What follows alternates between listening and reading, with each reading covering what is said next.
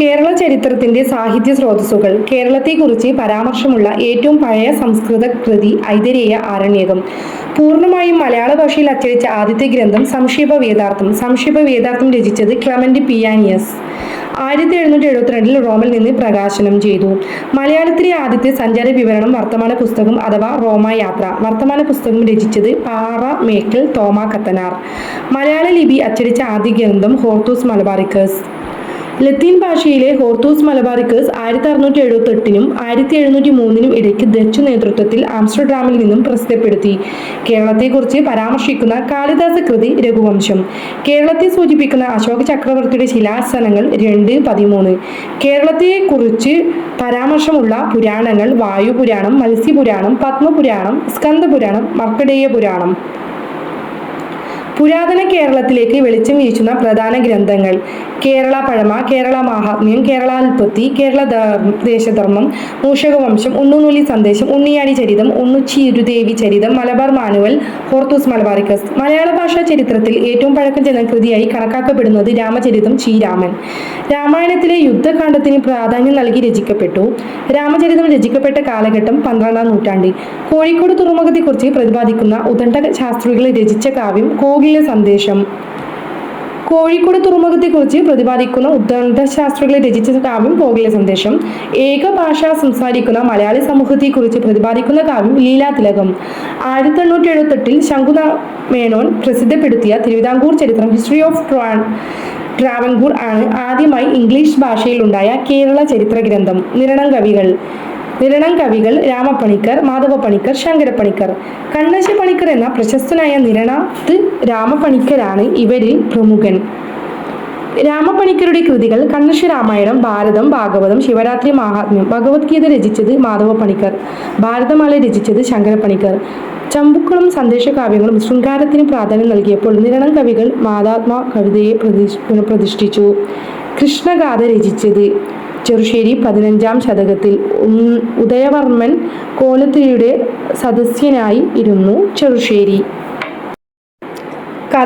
കഥകളിക്ക് രൂപം നൽകിയത് കൊട്ടാരക്കര തമ്പുരാൻ. കഥകളിയുടെ സാഹിത്യരൂപം ആട്ടക്കഥ. ആദ്യത്തെ ആട്ടക്കഥ രാമനാട്ടം. രാമനാട്ടം രചിച്ചത് കൊട്ടാരക്കര തമ്പുരാൻ. കോട്ടയത്ത് തമ്പുരാന്റെ മികച്ച ആട്ടക്കഥകളെ ഭാഗവതം, കല്യാണ സൗഗന്ധികം, കിർമീരവാദം, കാലകേയവധം. കോഴിക്കോട്ടെ മാനവദേവൻ സാമൂതിരിപ്പാട് കൃഷ്ണനാട്ടത്തിനു വേണ്ടി സംസ്കൃതത്തിൽ എഴുതിയ കൃതി കൃഷ്ണഗീതി. കാർത്തിക തിരുനാളിന്റെ പ്രധാന ആട്ടക്കഥകൾ രാജസൂയം, നരകാസുരവധം, സുഭദ്രാഹരണം. അശ്വതി തിരുനാളിന്റെ പ്രധാന ആട്ടക്കഥകൾ ആംബരീക്ഷചരിതം, പൂതനാമോക്ഷം, രുക്മിണി സ്വയംവരം. നളചരിതം ആട്ടക്കഥ ഉണ്ണായി വാര്യർ.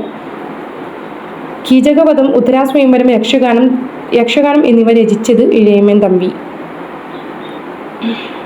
ഗദ്യ പദ്യാത്മകമായ ആഖ്യാന കൃതികളാണ് ചമ്പുക്കൾ. പ്രാചീന കാലത്ത് നിലനിന്നിരുന്ന ദേവദാസി സമ്പ്രദായത്തെക്കുറിച്ച് പരാമർശിക്കുന്ന ആദ്യ കവിത ഉണ്ണയച്ചി ചരിതം. പ്രാചീന മണിപ്രവാള ചമ്പുക്കൾക്ക് ഉദാഹരണം ഉണ്ണിയച്ചി ചരിതം, ഉണ്ണിച്ചിരുദേവി ചരിതം, ഉണ്ണിയാടി ചരിതം. തീർത്തും ഒരു ബൗദ്ധ കാവ്യമായി അറിയപ്പെടുന്ന തമിഴ് കൃതി മണിമേഖല എന്ന കൃതി എഴുതിയത് സാത്തനാർ. ചിലപ്പതികാരൻ രചിച്ചത് ഇളങ്കോവടികൾ. സംഘകാല കൃതിയായ 10 ക്രോഡീകരിച്ചത് കപിലർ. 10 പാട്ടുകൾ വീതമുള്ള 10 ഭാഗങ്ങളുടെ സമാഹാരമായ 10 പ്രാചീന കേരളത്തിന്റെ രാഷ്ട്രീയ ചരിത്രം രേഖപ്പെടുത്തിയിട്ടുണ്ട്. കേരളത്തെക്കുറിച്ച് പരാമർശിക്കുന്ന സംഘകാല കൃതി 10. തൊൽക്കാപ്യം രചിച്ചത് തൊൽക്കാപ്യർ. ഓണത്തെക്കുറിച്ച് പരാമർശമുള്ള സംഘകാല കൃതി മധുരകാഞ്ചി. ജൈനമതത്തെപ്പറ്റി പ്രതിപാദിക്കുന്ന സംഘകാല കൃതി ചിലപ്പതികാരം. മൂഷകവംശകാവ്യം. കണ്ണൂരിലെ ഏഴിമലയെപ്പറ്റി പ്രതിപാദിക്കുന്ന അതുലന്റെ കൃതി മൂഷകവംശം. AD 1100-ാം നൂറ്റാണ്ട്. കണ്ണൂർ ജില്ലയിലെ ഏഴിമലയിലെ മൂഷകവംശ പരമ്പരയെക്കുറിച്ച് പ്രതിപാദിക്കുന്ന ഒരു അർദ്ധചരിത്ര ദിന വൃത്താന്തമാണ് മൂഷകവംശകാവ്യം. ഇതിൽ 15 അധ്യായങ്ങൾ ഉൾക്കൊള്ളുന്നു. മൂഷകവംശ സ്ഥാപക ഭരണാധികാരി രാമഘടകമൂഷകൻ മുതൽ അവസാന ഭരണാധികാരിയായ ശ്രീകണ്ഠൻ വരെയുള്ള മൂഷകരുടെ വംശചരിത്രമാണ് ഇതിൽ പ്രതിപാദിക്കുന്നത്. അവസാന മൂഷക വംശ രാജാവായിരുന്ന ശ്രീകണ്ഠന്റെ കൊട്ടാരം കവി അതുലനാണ് CE 11-ാം നൂറ്റാണ്ടിൽ ഇത് രചിച്ചത്. വംശചരിത്രത്തിൻ്റെയും പ്രാദേശിക ചരിത്രത്തിൻ്റെയും കേരളത്തിൽ ഇന്നു ലഭ്യമായ ഏറ്റവും പഴക്കമേറിയ കൃതിയാണിത്. ഇന്ത്യയിലെ ഏറ്റവും ആദ്യത്തെ ചരിത്രപരമായ ദിനവൃത്താന്തമെന്ന് പറയപ്പെടുന്ന കൽഹണന്റെ രാജതരംഗിണിക്കും ഒരു നൂറ്റാണ്ടു മുമ്പാണ് ഇത് എഴുതപ്പെട്ടത്. Mushakavamsham Athulan, Malabar manual William Logan, Keralolpathi Hermann Gundert, Keralappazhama Hermann Gundert. ആദ്യകാല മിഷണറിമാരുടെ സാഹിത്യ പ്രവർത്തനങ്ങൾ. മലയാള ലിപി ആദ്യമായി അച്ചടിച്ചു കാണുന്നത് ഹോർത്തൂസ് മലബാറിക്കസ്. മലയാളത്തിലെ ആദ്യത്തെ വ്യാകരണവും നിഘണ്ടുവും എഴുതി തയ്യാറാക്കിയത് അർണോസ് പാതിരി, ജർമ്മൻ മിഷണറി. മലയാള ലഘു വ്യാകരണം തയ്യാറാക്കിയത് അർണോസ് പാതിരി. പൂർണ്ണമായും മലയാളത്തിൽ അച്ചടിച്ച ആദ്യത്തെ പുസ്തകം സംക്ഷേപ വേദാർത്ഥം 1772. മലയാളത്തിലെ ആദ്യത്തെ സഞ്ചാര വിവരണം വർത്തമാന പുസ്തകം റോമായാത്ര.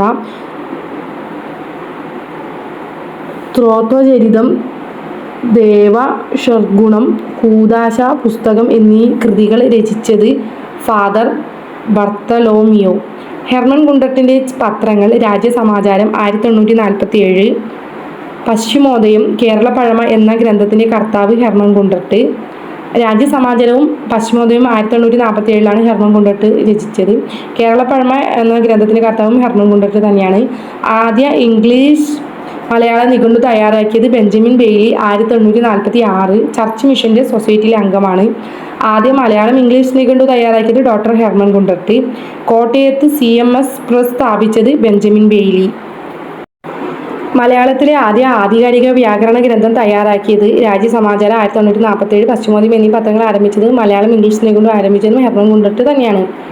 Which among the following statements about the development of Malayalam language are correct? The Hortus Malabaricus was the first books containing the earliest passage in Malayalam letters. Samkshepa Vedartham was the first fully fledged Malayalam book printed in Malayalam language. Vartamana Pustakam of Kariyatil Osip Kattanar was the first travel account in Malayalam literature. The right answer is option 1A. 1 and 2 are correct. The statement 3 is incorrect.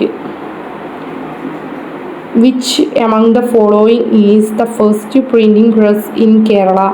The right answer is CMS Press.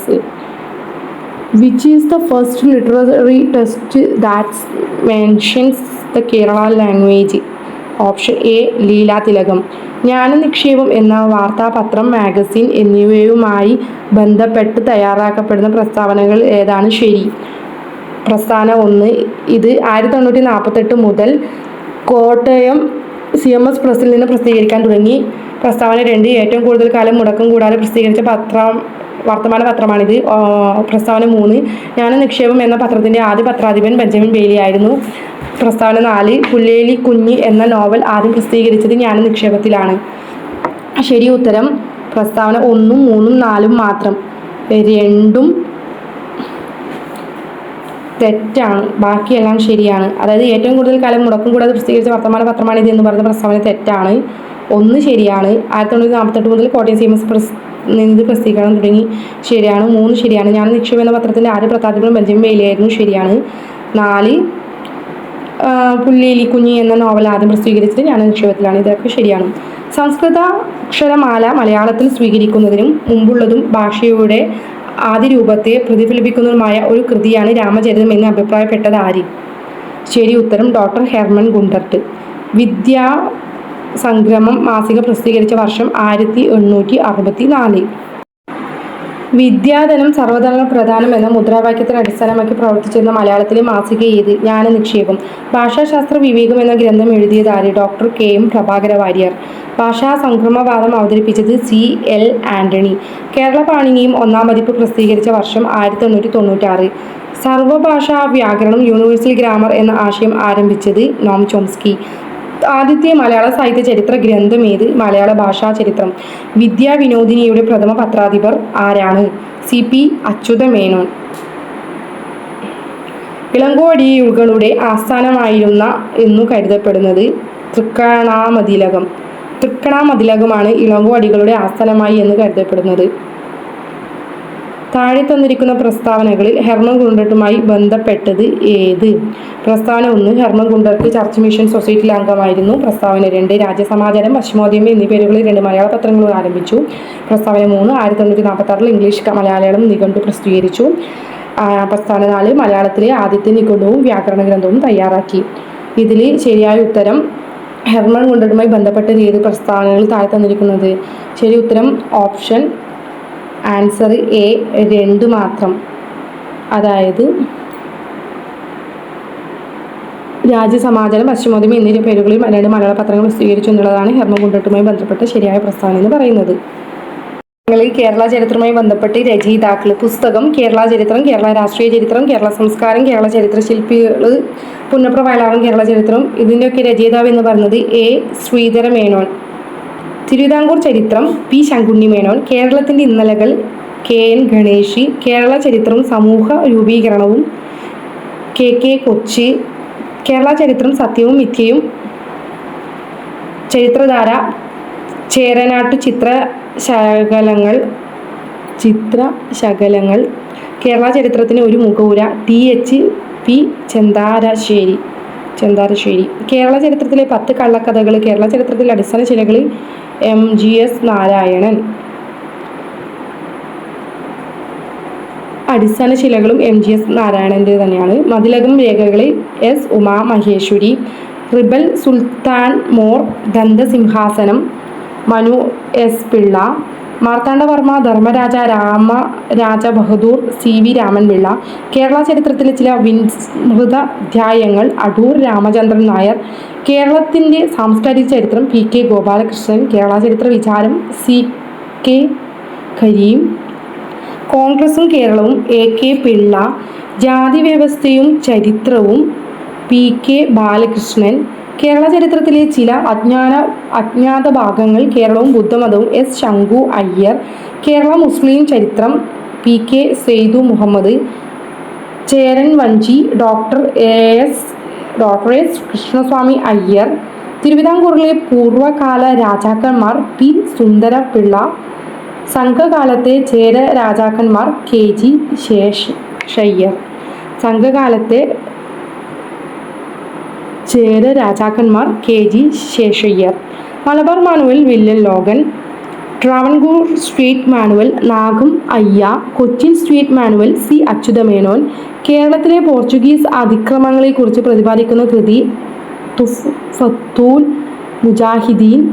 Chaliyam കോട്ടയിലെ വിജയത്തെ പ്രകീർത്തിച്ചുകൊണ്ട് എഴുതപ്പെട്ട അറബി കാവ്യമായ ഫത്ഹുൽ മുബീൻ രചിച്ചത് ഖാസി മുഹമ്മദ്. കേരള മുന്നേറ്റവുമായി ബന്ധപ്പെട്ട പുസ്തകങ്ങൾ: കേരള സിംഹം എന്ന പുസ്തകം രചിച്ചത് സർദാർ കെ.എം. പണിക്കർ. പഴശ്ശി സമരങ്ങൾ എന്ന പുസ്തകം രചിച്ചത് കെ.എൻ. കുറുപ്പ്. ഖിലാഫത്ത് സ്മരണകൾ രചിച്ചത് എം. ബ്രഹ്മദത്തൻ നമ്പൂതിരിപ്പാട്. മലബാർ കലാപത്തെ പശ്ചാത്തലമാക്കി കുമാരനാശൻ എഴുതിയ കൃതി ദുരവസ്ഥ. മലബാർ കലാപം പശ്ചാത്തലമാക്കി സുന്ദരികളും സുന്ദരന്മാരും എന്ന നോവൽ എഴുതിയത് ഉറൂബ്. മലബാർ കലാപം എന്ന പുസ്തകം രചിച്ചത് കെ. മാധവൻ നായർ. വൈക്കം സത്യാഗ്രഹത്തിന് ആവേശം പകരാൻ ഗാന്ധിജി വൈക്കത്തെത്തിയ സംഭവം വിവരിക്കുന്ന വൈക്കം മുഹമ്മദ് ബഷീർ കൃതി ഓർമ്മക്കുറിപ്പ്. അമ്മ എന്ന കഥ. മലബാറിലെ കർഷകരുടെ പോരാട്ടത്തെക്കുറിച്ച് എ.വി. കുഞ്ഞമ്പു രചിച്ച കൃതി കയ്യൂരും കരിവള്ളൂരും.